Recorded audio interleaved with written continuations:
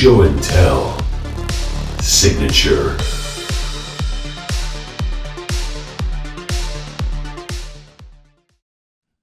Welcome to Show and Tell Signature. This is where some of my favorite people get to talk about some of their favorite decks. Tonight, I am thrilled to be joined by Khanye of Fast Don't Lie Gaming. Khanye, thank you for joining me this evening. And we're going to be doing something a little different, possibly. Whenever this comes out, it's probably going to be later in the month. This is going to be a thing. We're trying to take a modern deck, which is going to be, I think, probably the first 60-card format on the show. And we're going to start off with a big one, and it's going to be Canyon. We're going to go down to the Gristle Canyon. Something like that. But yeah, it's Griselbrand Reanimator. That's what it's going to be. So Griselbrand Modern. What's the core idea of the deck? Core idea is get Griselbrand out as fast as possible and draw all the cards and keep swinging until they're dead. That's as straightforward as you can get. So Griselbrand, 4 generic and 4 black pips for a 7/7 flying lifelink. Pay 7 life, draw 7 cards. Notably banned in Commander because it'd probably be fine in Commander. I think with all the 35 life for 35 cards, sure. Yeah, easy. Yeah. It gets killed by Swords to Plowshares. I mean, you still get to draw all the cards that you want, but you're basically gonna die in the next turn anyways, right? Exactly. Unban it, please. Griselbrand did nothing wrong. Free Griselbrand. Okay, so what drew you to this particular modern deck? So it's funny, I started Magic way back when, but I never played competitive. It was casual. I don't know if you remember Ice Age, it was a Mirage or Ice Age, Mirage, I think. Spirit of the Night came out. It was similar. Yes. Yeah. So similar to Griselbrand, just a big, beater in black with a lot of pips. So I used to play kitchen table Magic, just casual 60 card back then. And then I don't remember the exact year, but I was at a card shop and I was trying to get into competitive Magic, and I didn't want to do standard at the time because it was expensive. And I was like, I need my cards to hold value a little bit longer. I need my deck to, be able to be played more than 3 months. So somebody suggested, well, why don't you play that Gorya's Vengeance deck? They don't call it Griselbrand. And I'm like, what are you talking about? And they sent me an article, I think it was an article, by Reed Duke. And he had a version of this. It was wonky. He had all kinds of stuff. He had 2 creature tutors, Time of Need. It's not Blazing Shoal, but it was another shoal. It was a green card, but it was 5 color. Similar concept. He didn't go with the Fury route that I did, Fury of the Horde. But yeah, he originally had the deck, and I was like, this is cool. This is fun. And so I adopted the deck and started kind of playing around with it. And then there was back when GPs were a thing, they would switch. The whole year would be a format for the GPs. Oh, wow. Yeah. So it was kind of cool because you're oh, it's modern year. So all the Grand Prix were modern. So there was, I forgot which year it was, but it was a modern year, and the promo card for the Grand Prix was Griselbrand. So I was like, I have to go to these. So I ended up going to 4 to get my playset. I went to 4 of them, and I think I made day 2 for one of them, which was fun. Okay. Yeah. It was a lot easier than it sounds, just because I had insane luck on the first day. The deck in its current form, you could probably win turn 3, turn 4 if you get super lucky.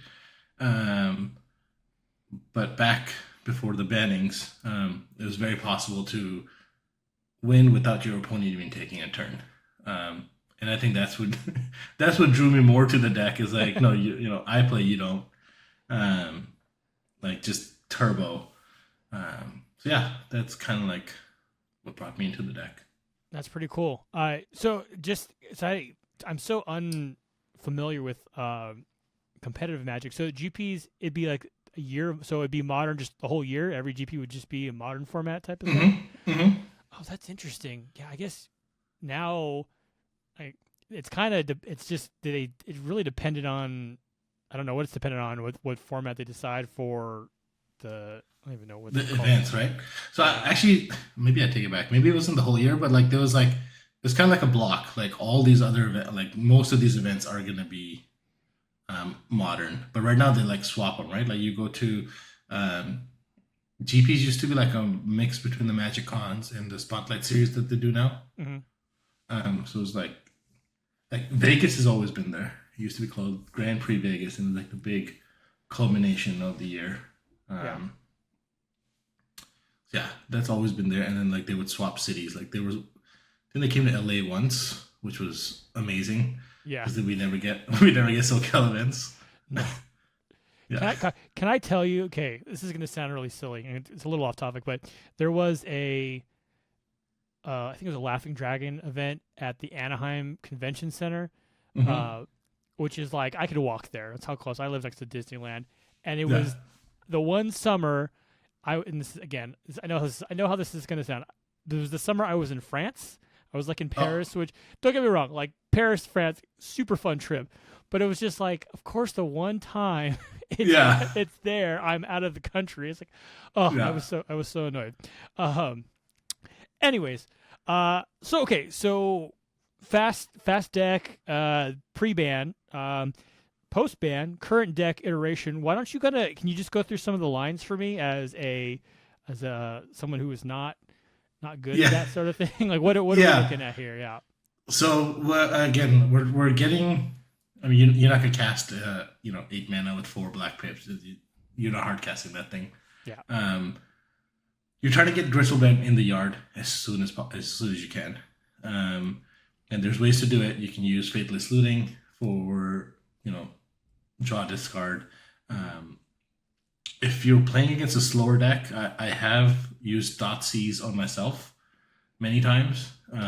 It was funny. I was wondering. I meant to look. I had the deck list, and I was like, "Oh, can you Thoughtseize yourself? Is that?" And it's like it just says target player. I never even realized.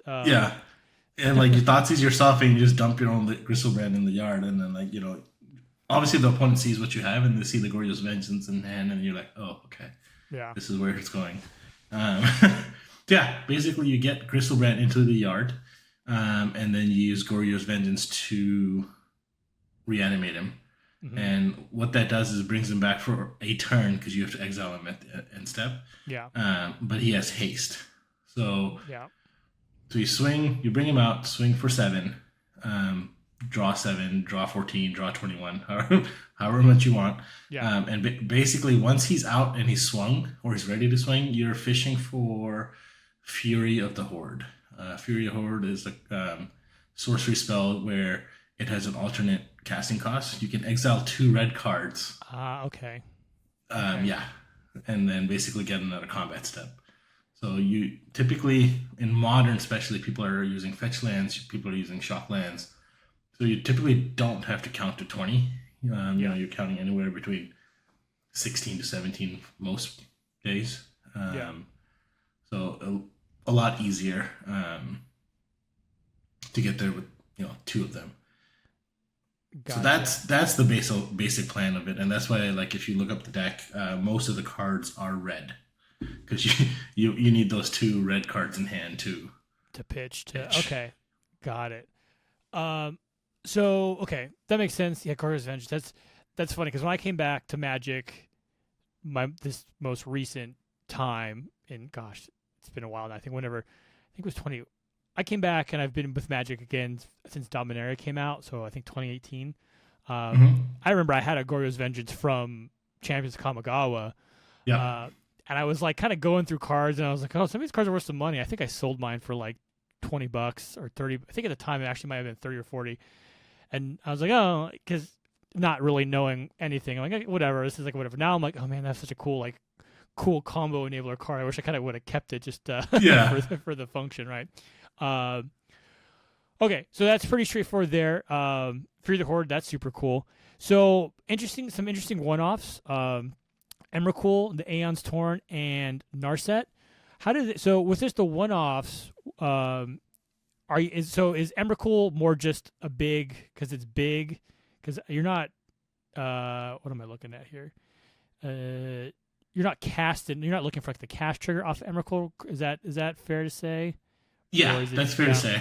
Okay. Yeah, so you're not looking for the cast trigger. You're basically Emrakul is a little tricky because it has a state-based action. When it hits the yard, it shuffles itself. Okay. So you basically have to have enough mana when Emrakul's hitting the yard to be able to cast Goryo's Vengeance, targeting it while its triggers on the stack for the shuffling. Gotcha. Okay. So it's a little bit of a tricky one. It's just there basically. If they do Rest in Peace, or they get rid of your graveyard, or they somehow get rid of your Griselbrands, then Got it. You hit them with that 15/15 Annihilator. What for? Yeah. Oh yeah. Yeah. That's So Annihilator 6. Sorry. So that will usually end the game, even just one hit. So that's there. The one of Narset, it's kind of funny because I've actually won with the Narset chaining into Fury of the Horde. Oh, okay. Oh, okay. Oh, because you get it's free cast, right? It's just yeah. So yeah, it's like she with her swinging, you don't even need the 2 extra red spells. Like as long as she just hits Fury of the Horde, you can just keep chaining it. Got it. But yeah, they're just there. I used to have Borigmos Enraged in the deck, just get another red card that if you can start pitching lands to do 3 damage. But since then, I've like streamlined the deck. Ragavan, a lot of people will probably laugh at that. They're like, why is this in the deck? But Orcish Bowmasters is no longer in the format, or you see it very seldomly. So I'm like, okay, Monkey's safe. And because it's a slower version of the deck, we don't have the original Monkey Simian Spirit Guide for our floating mana. Got it. Okay. So this kind of acts as an enabler. For sure. Feels a slot. I mean, just as a powerful, 1/2/1, the ability, even just to dash it out, can kind of get you in a position. Let's see. What else kind of caught my eye here? Through the Breach. I mean, you just have. So just Narset trigger.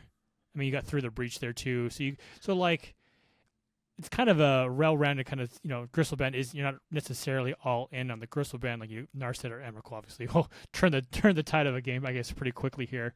Yep. And then sideboard-wise, I'm guessing just, Blood Moon, Vexing Bauble, Pithing Needle. Yeah. It's more just matchup options relative to whatever your opponent's playing. As someone who doesn't play modern like competitor very much, I'm guessing this is probably a pretty standard sideboard package for this type of deck, just to kind of like stop your opponent from doing stuff to kind of make sure you get your combo going. It kind of is. So the big bad in Modern's actually right now, I mean, I don't play it as often as I should, but just from watching coverage, Modern seems to be in a pretty healthy state right now. Mm-hmm. And one of the big bads is it is a Goryo's Vengeance deck, but they use it with Atraxa. So it has a bunch of free counters and Solitude for the exile effects. So Pithing Needle's there mainly for Teferi. It's the Atraxa deck, which is like probably the worst matchup for this because they have a bunch of counters and a free Solitude, which is exile your creature.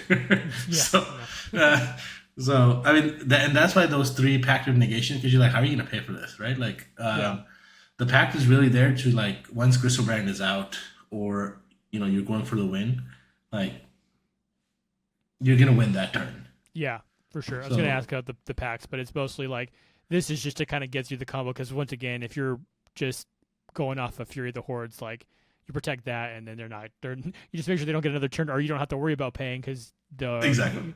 Yeah, you're dead. I guess there's a real. I don't know if this would ever happen, but there's a weird world where your Ragavans have got you enough treasures for if you did have to pay for a pact, you have access to two blue. Yeah. But it feels like if that's your game plan, your main plan has gone off the rails completely. So it's just like, what are we doing here? But so that's also why like the one of Through the Breach is in there, because if the game's getting grindy, or if they've shut off your graveyard, like Phyrexian, like Soulless Jailer or some kind of graveyard hate. Yeah. Through the Breach basically says 5 mana, drop a creature, give it haste. Got it. So same thing, and it's red. Yeah. Kind of like a break in case of emergency. We're gonna go for it here. Yeah, that's pretty cool. Yeah. Sweet. Yeah, it seems like a fun deck. Well, again, so little different, but let's go to the one real fast. The one. All right. Well, you probably could guess for a Gristle Canyon deck, the one is going to be Griselbrand. That is going to be the one card you're probably not going to cut for this deck. I guess in theory there could be some, with the State of Magic design, there might be a card that's just like Griselbrand but better at some point, so you could just slot that in instead. Who knows? Yeah. But I guess the namesake of the deck seems like the obvious choice for the one that you'd never cut from it in the long term, right? So, too funny.